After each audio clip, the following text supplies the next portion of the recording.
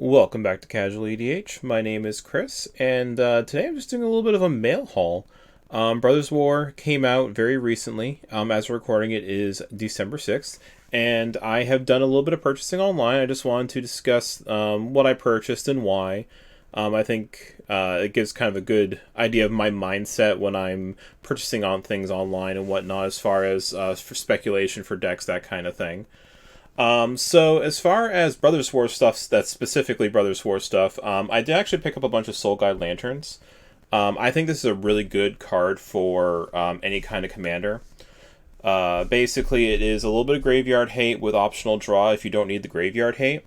I picked up about 10 of each. Some of them have actually gone into my decks because I only had a couple copies beforehand. These were like a couple of bucks before Brothers War came out, and now they're like 20 cents. At least at the time of recording. So I figured this was a good financial pickup. This is something that'll probably at least go back up to $1. I mean, they're very useful and they're good for a lot of formats. And, they're really inexpensive because there's just been a lot of packs opened up and whatnot. And of course, these are the retro border because this is what was in Brothers War. You can still get Theros Beyond ones for about $1 right now, which is another reason why I think these are going to rebound to be about $1. Because if the original's holding $1 and if the original's only a couple years old, then likely these are just really down right now because of the amount that are being opened. People are just trying to offload their inventory as quickly as possible so they can buy stuff for the next set. I also picked up Diabolic Intents. I am still surprised that they printed this in a standard set. That's ridiculous. When they reprinted this, they made it legal for Standard, Modern, and Pioneer. Before that, it hadn't been. It had only been in the Eternal formats like Commander, Legacy, etc.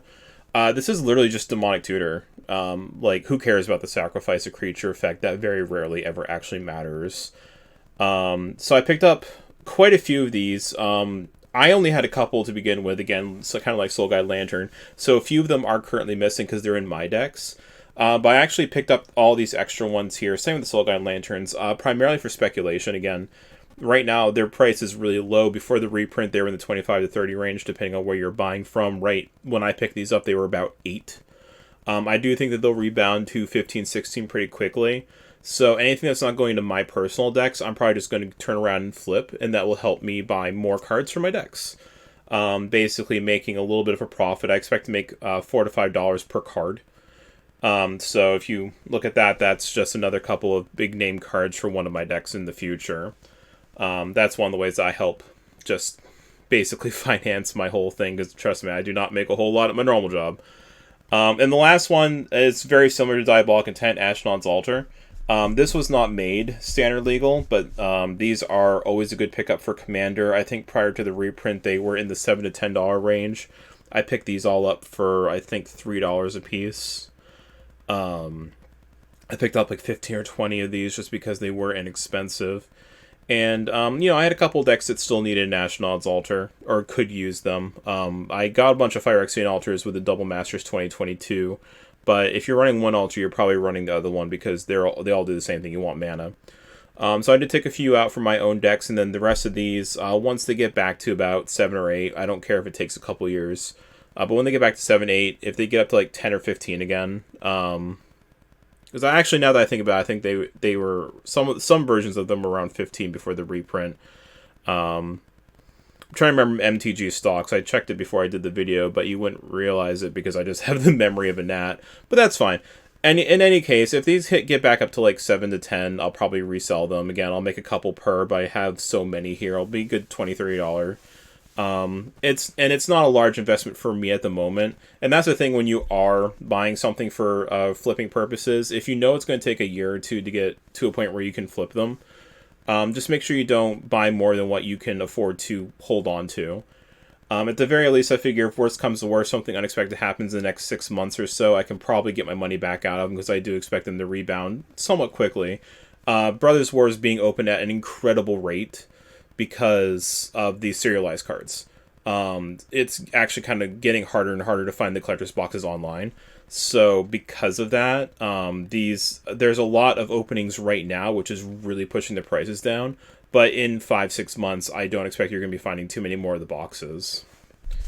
But that said, I did also pick up a few fun things just for my own decks, because I did flip a few other cards that I had been sitting on. I basically work on a 2-year cycle when I buy cards to then flip. So a couple of years has come up, I sold a few things, and then I got to get some goodies. And I'll probably do that again in 3 to 6 months. I picked up an Illusionist Bracers. That is specifically for my Jan Jansen deck. Speaking of which, I also got a Gearport Aether Grid. Basically, I want to copy his activation as many times as possible, whether that's by untapping him so I can retap him, or, an effect like Illusionist Bracers.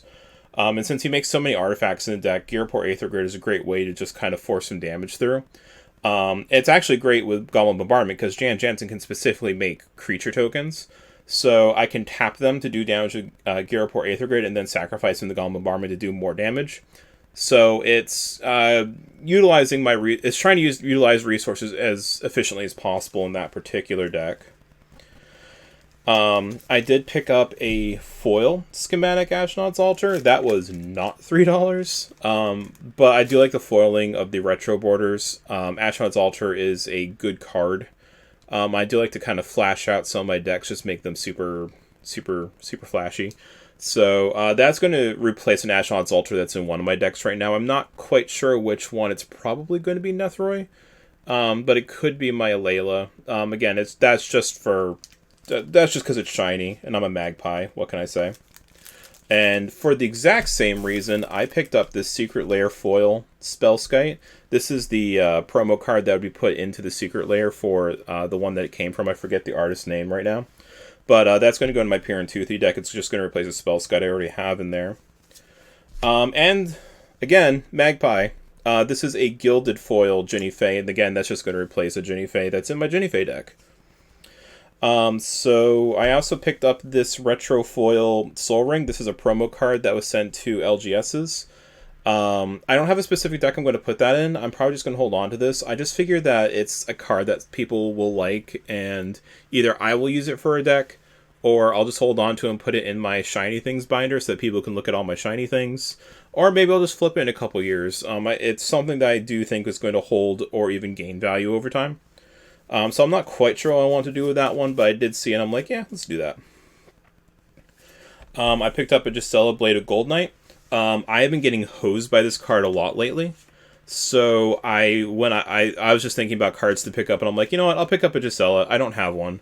I don't have a specific deck to put it in yet. I have a couple of ideas. I might put it in my Gira deck, because that's a super aggro deck that is white and red.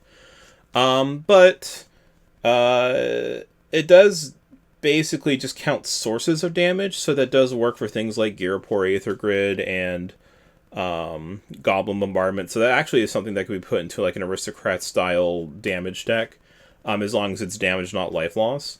So it could go into Jan Jansen. I just have a feeling it's probably going to end up going in my Girid, because it also just gives another flyer for that deck.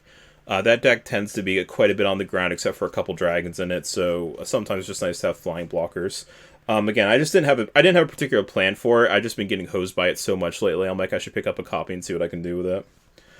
On the other hand, Contamination is a card that I've been looking at for a long time. But it'd been in like the $30 to $40 price range because it only ever had one printing. Basically what it does is you have to sacrifice a creature during your upkeep. Oh no. And whenever a land is tapped for mana, it produces black instead of its normal type and amount. So this hoses things like Gaia's Cradle, Cabal Coffers. It doesn't turn things into swamp, so it's not a Urborg.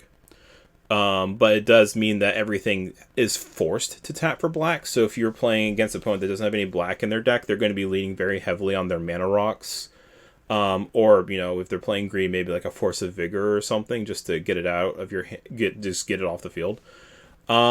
I don't know what deck I would put it in. I don't really have a deck that I don't really have a group of people that I just hate so much that I need to play this card.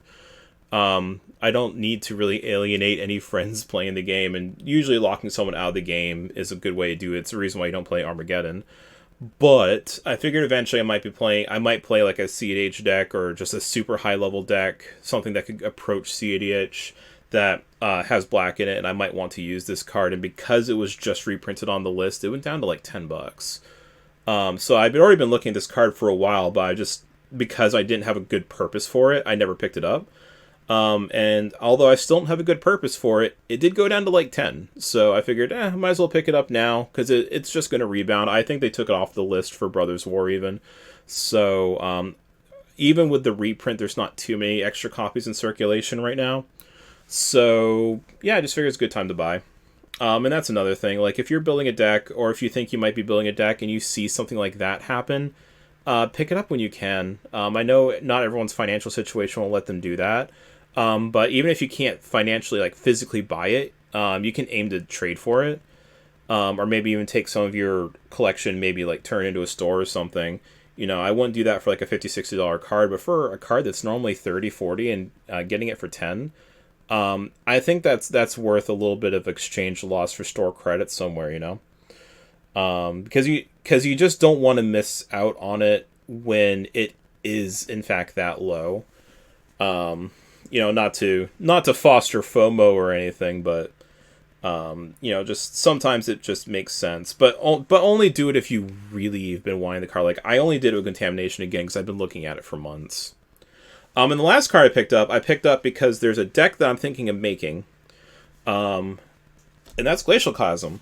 And this card would do very well in that deck. I'm thinking of making a Omnath Locus of Rage deck that is kind of a Gruul Taxes deck. A lot of direct damage, a lot of taxing type effects. Rurik Thar, Cindervines, Shadows in the Warp, Mana Barbs, things like that. And it's going to also use Titania, Protector of Argoth, and of course Omnath. Those would be elemental generators, and of course Titania needs your lands to go to the graveyard. So, just, you know, Glacial Chasm is a sacrifice outlet. It protects you.